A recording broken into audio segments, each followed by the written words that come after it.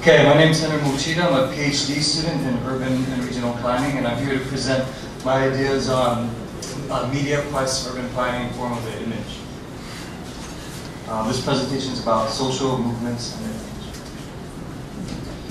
Okay, so when we think of a social movement, what images come to mind? Images of protests, revolution, large groups of people coming together for a cause. But these are often instigated by individual events that lead to a community-wide gathering. The new social movement is a socially based based on humanitarian issues and values. So it is sparked by individual stories, and it lights a greater group, masses of people, and mobilized through technology. Okay. So the movement is global. It moves throughout the world. It started in London 2003 with over 15 million protesters, and the new social movement is the largest in history now.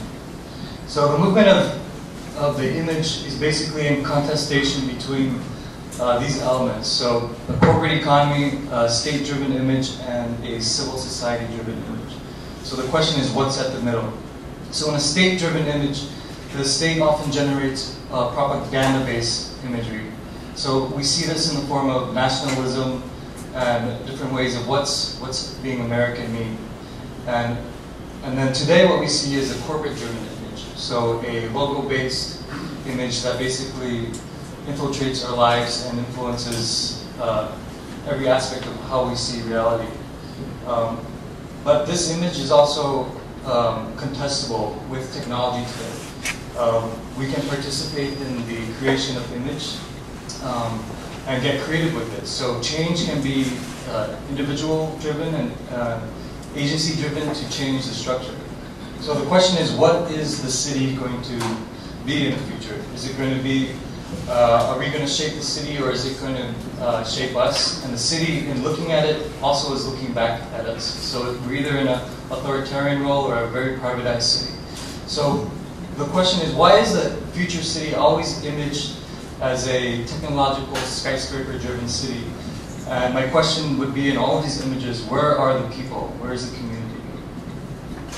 If we take a look back at how cities were imaged, in Jerusalem, they often placed the center of the power structure in the center of the image of the city. So in this case, it's religious structure.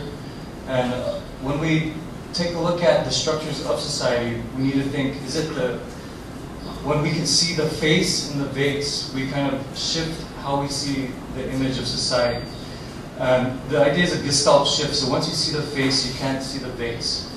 So what we're dealing with in social media messaging is salience and resonance. So salience is the prominence of the sign, and resonance is the amplitude of the frequency of the sign. So with greater resonance, we have a shift in social values. So if we look at salience, the imagery of global change, global warming. So how many people here believe it's a hoax? Media has shifted from not believing that it's an issue to proving that it is, but it's really a battle of the image. It's not a battle of science and wit. If you look at Republicans today, they're still saying that it's a hoax. Okay, so when we change the predominant image, we then change how we see society, or how city is imaged. So change is possible, but it has to come from an individual agency perspective. Media is often messaged, though, in good. So we're always messaging in good, green, smart growth, sustainable development, things like that. So it's interesting, when you form your message, you need to think of the good, but it may not always be good. So crowdsourcing is how it's mobilized on the internet. So it's how technology can drive crowds together. This is focused on driving business, but I'm more focused on driving community. So every social messaging needs a living, moving image. So this is a story of a campaign that I'm driving right now. It's about this potter who is trying to rebuild their community after the earthquake in Japan. So basically, for a new social movement, it has to be social, emotional, and good. It has to allow for individual thought and creativity. It has to be mass shareability. it has to influence social value through positive reinforcement. And